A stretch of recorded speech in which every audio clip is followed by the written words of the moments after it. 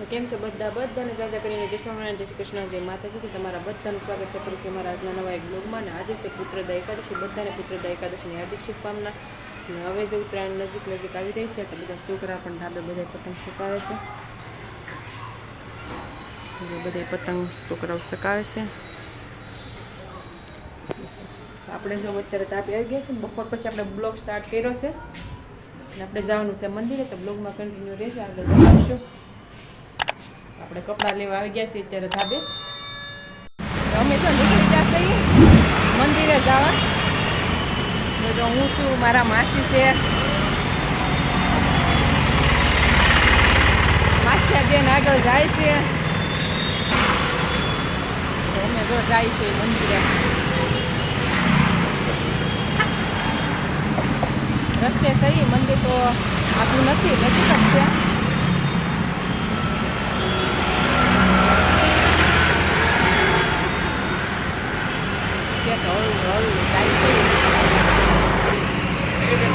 રસ્તે વાહન નીકળે છે બહુ.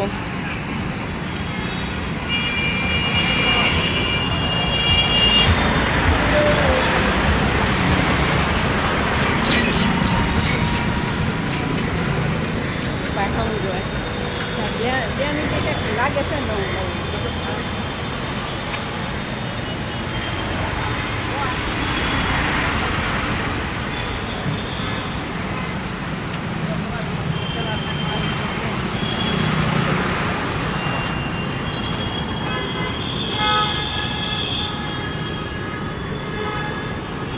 શાક માર્કેટ.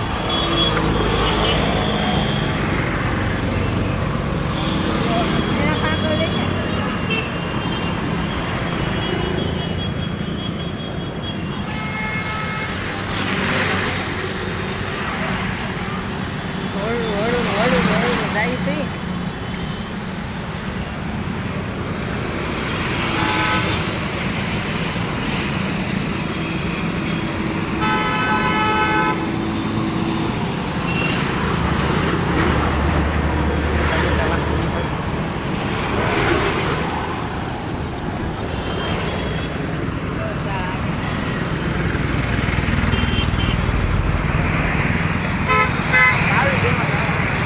અહીંયા જો ગૌશાળા છે, આપણે મંદિરની ગૌશાળા છે અહીંયા. ઓલી બાજુ છે કે માસી? આ બાજુ એક જ હોય? બે બાજુ છે ગૌશાળા કે અહીં એક જ છે?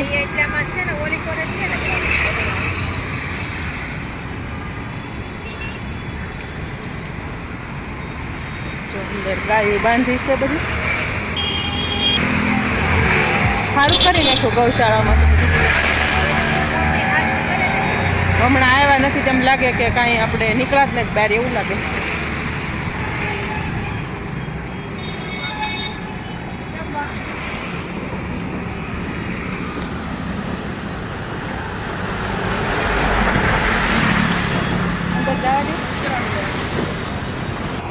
આપણે જો મંદિર આવી ગયા છીએ. જો અહીંયા બધી બચ્ચા પાર્ટી બાંધી છે.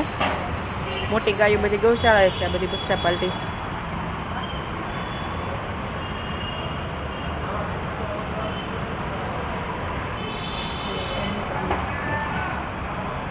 બધી બચ્ચા પાર્ટી બાંધી છે ને આપણે જો મંદિર આવી ગયા છીએ. આવું મંદિર છે કે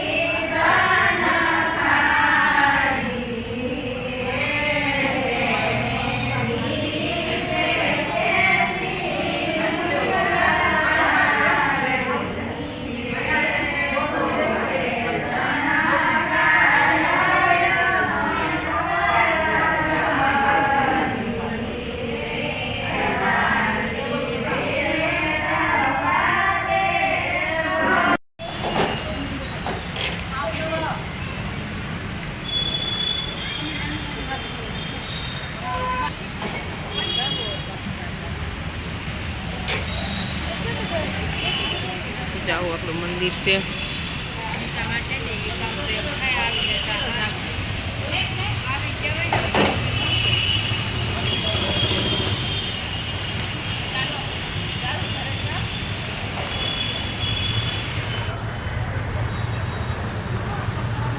આપણે દર્શન કરી લીધા છે ને હવે જવાનું છે ઘેરે આપણે જાય છે જાવું ને. જય સ્વામિનારાયણ જય સ્વામિનારાયણ.